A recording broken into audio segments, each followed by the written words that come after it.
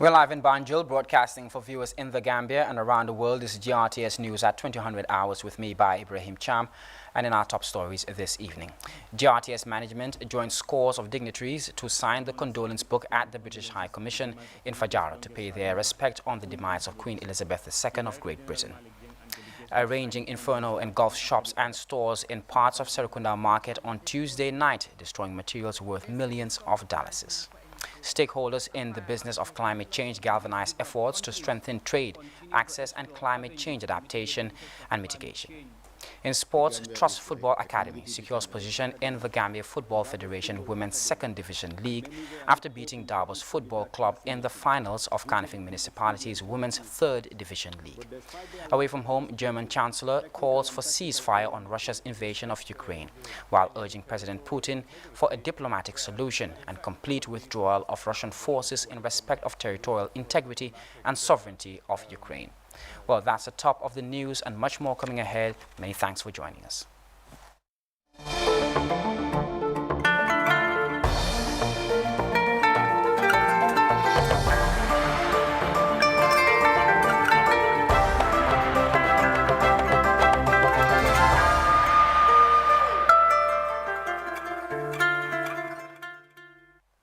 It's great to have you with us. We begin with messages of condolences and tributes pouring in from around the Gambia to the UK Embassy in Banjul on the demise of Her Majesty Queen Elizabeth II, whose coffin is lying in state at the Westminster Castle ahead of her burial on Monday, September 19th.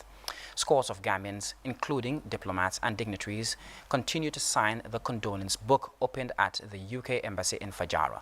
The senior management of the Gambia Radio and Television Services, led by the Director General Malik Jeng, also called on the British High Commissioner David Belgrove on Wednesday to extend their condolences on Queen Elizabeth's demise. Ibrahim Jallo has more. GRTC's top echelons left office this morning for the residents of the British High Commission in Cape Point, where mourners have been extending condolences on the demise of UK's longest-serving monarch, Queen Elizabeth II. The Director General Malik Jeng and delegation signed the condolence book one after the other, sympathizing with the British government and the people of the UK on the passing of the Queen.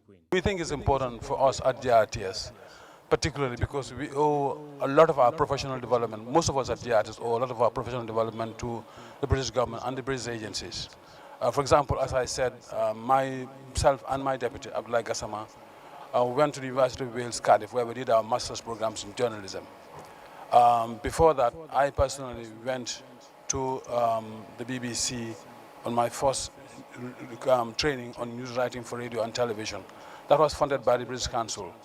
My training in Cardiff was funded by a Foreign Officers FCO scholarship, also granted by the British government.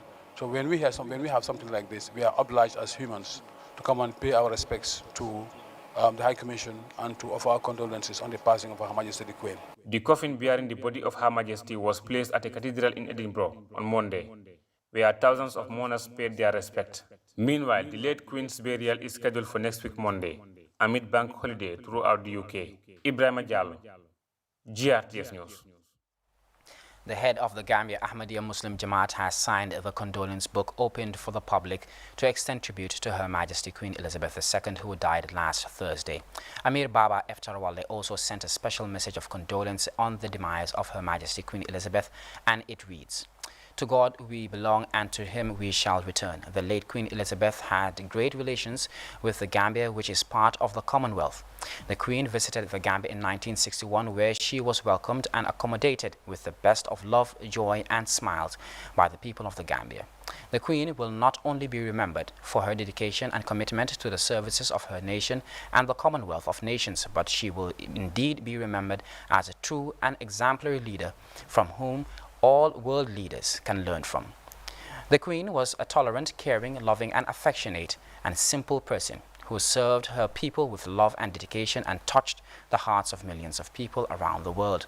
She indeed lived a life of service and served her country and the world with utmost dedication and sincerity. This is a sad moment not only for King Charles III and the royal family, but for the entire world at large. She will really be missed. On behalf of the Ahmadiyya Muslim Jamaat of the Gambia and my own humble behalf, I offer my heartfelt condolences and deepest sympathies to Her Majesty King Charles III, King of the United Kingdom, and the other Commonwealth members of the royal family, all citizens of the United Kingdom and the Commonwealth nations. We pray that the departed soul rest in perfect peace. The message concludes. A raging inferno in late Tuesday evening has engulfed an entire shop and store filled with fragrance, perfumes and other related interns, which according to eyewitnesses amounts to millions of dollars. GRTS's Isa Ducator was at the scene of the incident and found in this report.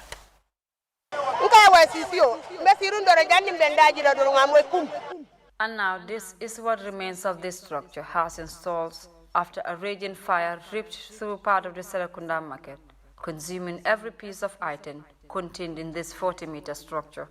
This is the stuff of nightmare for any trader, a fire outbreak and the loss of a lifetime work and investment, and for especially those who are away currently attending the annual religious congregation in Tuba. Neighbors say the destroyed shop was packed with different types of incense and sprays.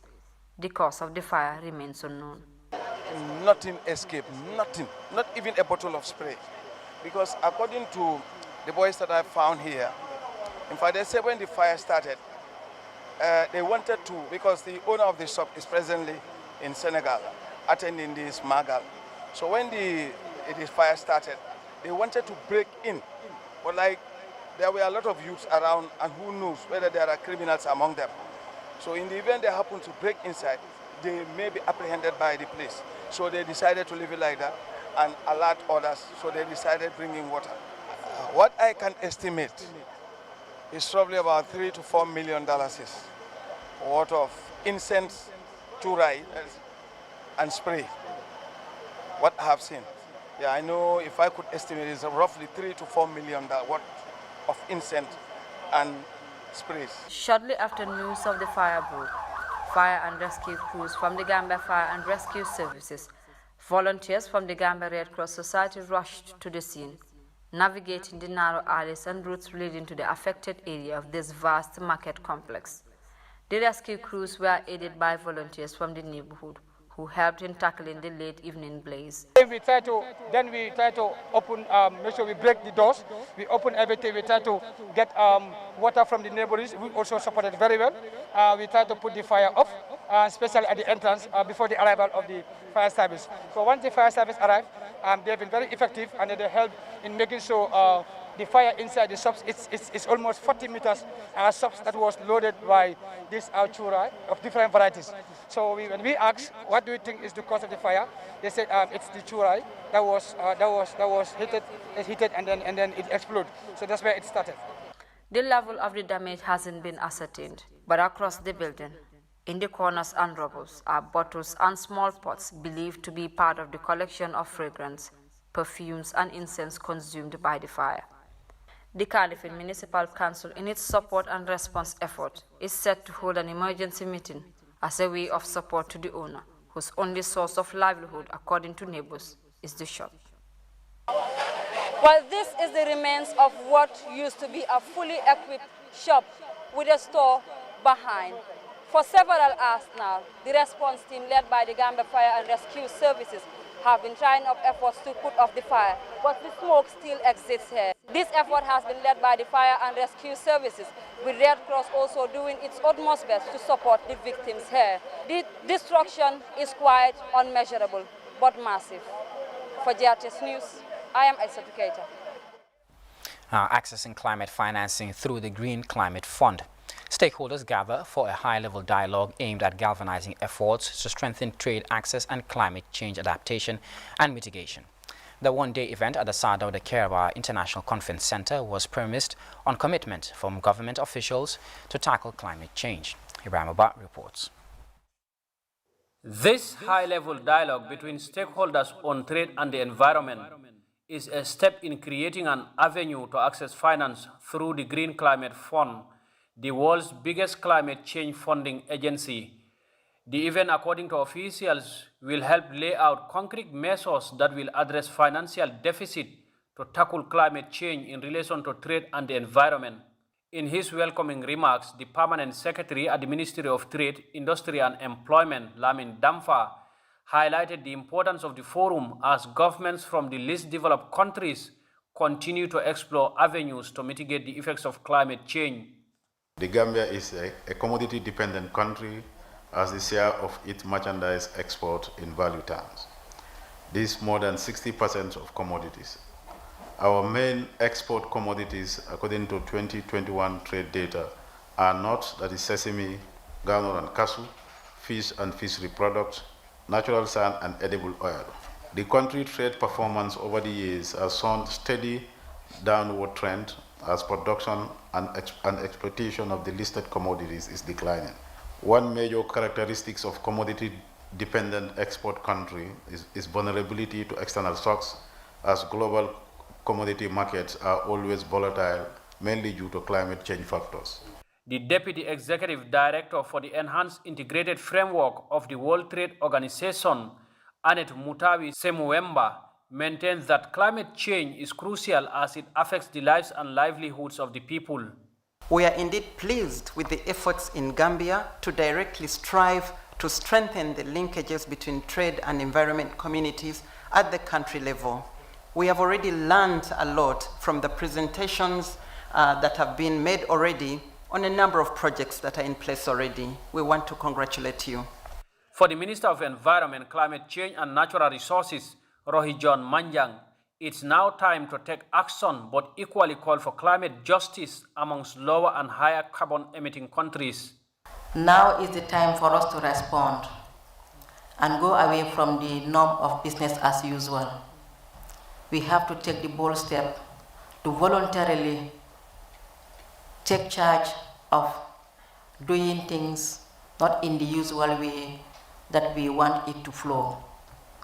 Those that are highly industrialized should see the way that they have to redesign the way they do things that will be more environmentally friendly and give a responsive response to adaptation in respect to climate change. The Director of State-Owned Enterprises at the Ministry of Finance and Economic Affairs, by Madi Sise, gave an overview of what it takes to attract funding from the Green Climate Fund. The GCF works quite different from other multilateral institutions in the sense that, for example, an institution like the World Bank, the ADB, they disperse directly to the country, to the recipient country. The GCF does not work like that. They disperse to what we call an accredited entity, and the accredited entity will do the procurement process for the project. Officially opening the session, the Minister of Information, Lamin Queen Jammeh, on behalf of the Minister of Finance, renewed government's commitment to enhance trade-related climate change financing. Since 2010, the Gambia has been working closely with the EIF Secretariat and has implemented a number of projects under the EIF program. The EIF program continues to support our national processes, particularly in the area of mainstreaming trade in our National Development Plan.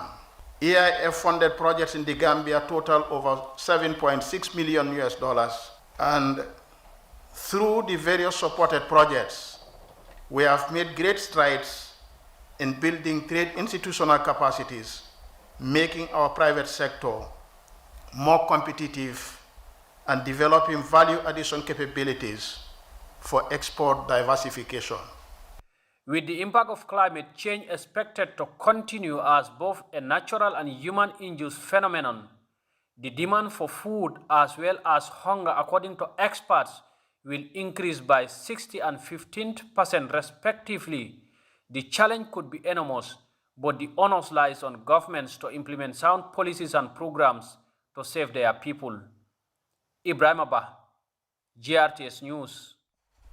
The Ministry of Health is continuing its ongoing COVID-19 vaccination campaign targeting 70% of the country's population. Persons with disabilities are among the vulnerable groups who are mostly excluded during humanitarian crisis due to the inadequate communication, according to officials from the Association of the Deaf and the Hard Hearing. A good number of members also have taken the COVID-19 vaccine. As we hear in this report by Usman Mane, the association also cited inadequate sign language interpreters and lack of inclusion affected the advocacy against COVID-19 pandemic. Persons with disabilities are one of the vulnerable communities to access information in development landscapes, including humanitarian crises. The COVID-19 pandemic has seriously affected the advancement of the deaf and hard of hearing in the country. Since COVID struck in 2020, the Health Ministry has been updating the population about the disease and preventive measures against the virus. Sign language interpreter Lamin Sonko tells us the level of awareness about COVID among deaf people while outlining challenges in communication in the early days of the pandemic. So we as interpreters go extra mile to inform deaf people about what COVID is and what vaccination really is. We want to thank the UN agencies for making sure that interpreters are in their videos that they sponsored during COVID-19 vaccines. I think through those videos, most of the deaf people got to understand what COVID was and what vaccine and the importance are. Visiting the Gambia Association of the Deaf and Hard of Hearing Gado Complex in Kanifing, I met Nde Sise, who is physically challenged. She did not take the COVID vaccine and explains reasons, citing lack of adequate education. He say if he see the person right, the person have the virus. He believe, but he don't see. You don't believe. You hear only, you don't believe. You don't believe. He say it's not possible for her to take the injection. The executive director of GADO, Dudu Lum, said a good number of the deaf population has taken the vaccine. To get out to have outreach meeting with our members at remote areas, especially to inform them about coronavirus. Today, most deaf people are aware of coronavirus, although I cannot say exactly how many have taken injection because it is not something that has been made compulsory. So we can always encourage deaf people to take injection. One of the issues affecting the Ministry of Health's target to vaccinate 70% of the population is misinformation, which has not left the deaf people at bay. Yes, some deaf people took the COVID vaccine because they feel it's safe and it makes them healthy and keep those around them safe as well. But we still have a good number of them that did not do their COVID vaccines. The reason is best known to them because some of the misconceptions going around saying if you take COVID-19 vaccine, maybe it could have future consequence. The ongoing vaccination campaign is seeking to improve the 14% rate of vaccination in the country, and the executive director of GADO joined voices to encourage people to take the available jabs in Sinopharm, Johnson & Johnson and AstraZeneca. Usman Mane, GRTS. The government of the Gambia, under the leadership of the Vice President, together with the National Disaster Management Agency, presented cash to flood victims lodged at the Friendship Hotel in Bakau. The program saw each household provided with a sum of $10,000. Here's an excerpt. National Disaster Management Agency, and on behalf of the Vice President, who is the chairperson of the National Disaster Management Agency, I want to thank the government of the Republic of the Gambia for creating a conducive environment when it comes to disaster governance in this country. In the same vein, I want to thank His Excellency President Adam Barrow for his kind gesture The reason why we are here today, as you know, as you can recall, on the 14th of August, we have victims who were evacuated from St. Augustine's to come here. And we have given them notice that on the 24th of this month, they should settle back to their community to regain their normal life. As a result of that, the President of the Republic of the Gambia, Adam Barrow, provided $110,000 to the victims. Each of the household would receive $10,000 so that they can use it as a house rent to resettle back to their community. This is why we are gathered here today. On behalf of the victims and on behalf of the management of Friendship Hostel and on behalf of the cooks, we want to thank the President for this kind gesture, for putting a smile on the face of the victims. Actually, we have not provided a permanent accommodation for them. What we ask them, they can rent anywhere based on their choice. Our advice as an emergency institution that they should not be settled in flood-prone area, so that what happened to them before would not happen whenever there is flooding in this country. That's as far as my office is concerned. This has always been our advice. Wherever they are renting, they should be conscious of flood-prone area so that they will not run there in case of any flooding. And to the Upper River region now, where the Small Ruminant Production Enhancement Project through the Gambia government in partnership with the Islamic World Bank is implementing a project worth $26.8 million for a period of 4 years. The project is meant for the production of small ruminants. It also seeks to boost the country's productivity by constructing abattoirs, mini dairies for milk production, water facilities and pastures for animal feeding. The officials handed over the site to the Kurbali Construction Company as the contractor for the project. Our correspondent in the Upper River region, Seydou Kamara, reports from Basse. These two sites have been handed over to the contractors by the Small Ruminants Production Enhancement Project for construction.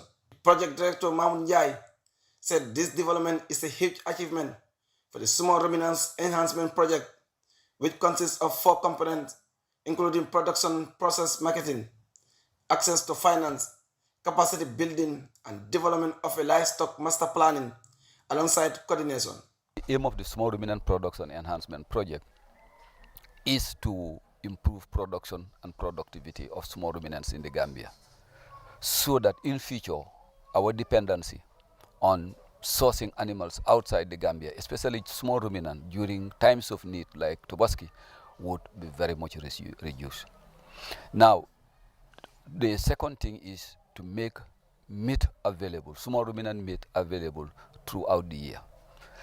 Small ruminant is something that is needed by all households, both for religious and for other purposes. According to the region's director of livestock, Ibrahim Fofana, the project is a historic landmark in small ruminants production. This is the first of its kind. I'm witnessing such a project intervening to enhance production and productivity in the sector of small livestock. And this will take a long way to improve the lives and livelihood of the beneficiaries. The director of the Gambia Livestock Marketing Agency, Mamadou Dabo, said they are well prepared to take proper care of the mini dairy facility being constructed in the area to enhance milk production and address post-harvest challenges in livestock production. To our stakeholders, that's the dealers, is very much appreciated by the agency because one, we know that where they are selling their animals is not secure. So the construction of that market, at least that will be environmentally secure. They will be environmentally secured, and the animals will be controlled. Then you can also have access to livestock at any time that you want. This vast land here in Al-Nuhare is earmarked to accommodate an animal slaughtering house and market. The procurement officer of the Central Project Coordinating Unit, Kutubo Kamara, appealed to contractors to deliver quality and timely works. For contractors, please, we are counting on you. Time to time, we will do a monitoring to see how the works are progressing. Because most of the time, when contracts are signed, contractors, once you give them advance payment, some of them, if you go on monitoring, you are really disappointed. So this time around, as Mr. Njai always said, we want this project to be a project of difference. We assure the ministry that we will deliver as expected, but this is not our first time. We are more than 10 years working experience throughout the Gambia. The Deputy Governor in the region, Mamadi Sise, held the livestock project for initiative crucial development in the region to create job opportunities for the people, particularly youth. As we all know, food is very important as far as consumption is concerned, and also with regard to animal production also will help our region and the people in the district and in the community to boost their livelihood. Officials said the project will construct 20 water facilities, 20 community pastures for animal feeding, 2 mini dairies and 3 milk collection areas, as well as 15 veterinaries for animal farmers to have access to drugs in order to improve production and productivity in livestock. Representative of Nelewa, Alaji Soridem, held the project for providing a viable empowerment program for livestock dealers, noting that the development will not only enhance their production, but also help in controlling diseases that hinder the development of small ruminant production in the country. Seydou Kamara, reporting for GRTS News from Basse Opari Bariyon. Time now to take our first break. Sports news is up next. Do stay with us. In a country always thirsty for more, a team of superheroes with special powers unite to redefine the way we are connected. Big Barbaram Bagas steps up your communication with the DOK service, giving you 1,000 minutes of talk time to one special person for $150 is only, valid for 1 month. Enjoy your talk time. Type SUB and send by SMS to 135 to activate the TOK service. AfriCell got office with the power to change the world. Do you enjoy spending time online with your friends on social media? If so, then AfriCell has the best offer for you. Activate the social media bundle for $10 is only and enjoy 40 megabytes valid for 24 hours. WhatsApp, Instagram, Snapchat, Facebook, Twitter, and Viber all for $10 is only. Dial 120# and press 3 to activate the social media bundle. No need to subscribe every day. It will automatically roll over for your enjoyment. AfriCell Social Media Bundle. Let us socialize. Hello and welcome to US Embassy Gambia Today, a podcast brought to you by US Embassy Banjul. This weekly podcast will feature leaders and our partners in the Gambia. Join us every Wednesday as we broadcast these informative episodes from our American Corner studio at AfriCell in Bundung. We are on Spotify, Google, SoundCloud, and Apple Podcast. You can also follow the program on our Facebook and Twitter pages at US Embassy Banjul. US Embassy Gambia Today, bringing the Gambia and the United States closer.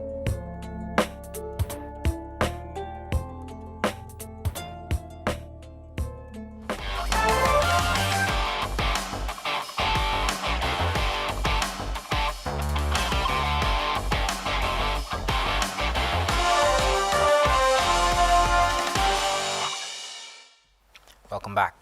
In sports, Trust Football Academy have gained promotion to the Gambia Football Federation Women's 2nd Division League after defeating Davos Football Club in the finals in the Kanifing Municipality Football Association Women's 3rd Division League.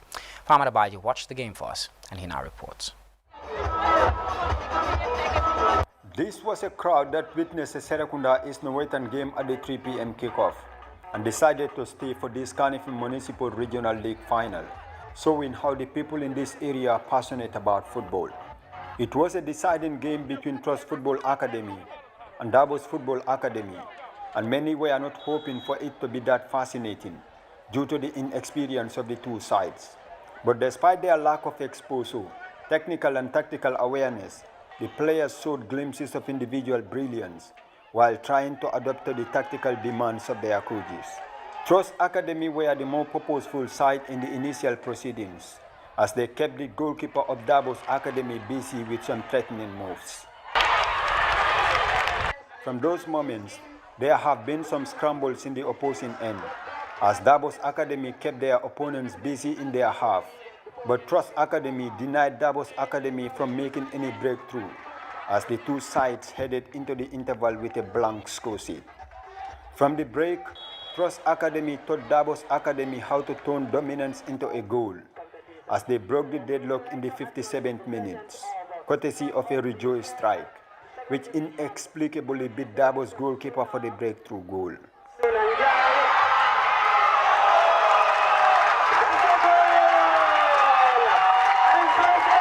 From that moment, Davos Academy kept fighting for an equalizer, which they nearly managed in the dying minutes.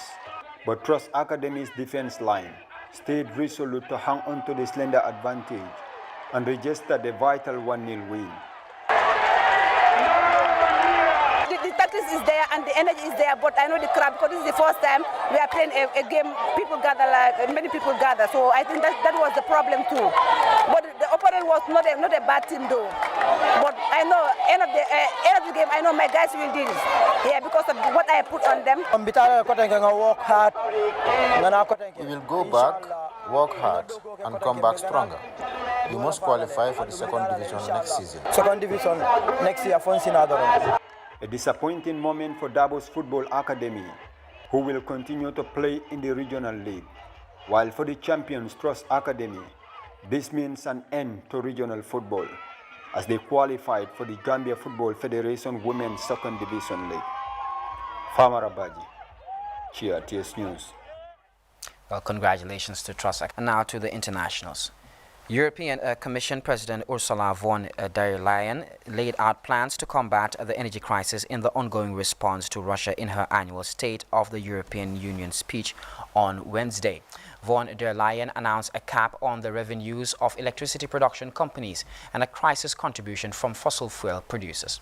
She said the measures will raise an additional $140 billion. The EU chief criticized past subsidies for fossil fuels and called for greater investment in renewable energy. To this end, she announced an additional €3 billion to help build a future hydrogen market. She said it was crucial that the EU rid itself from the dependency on Russian oil and gas.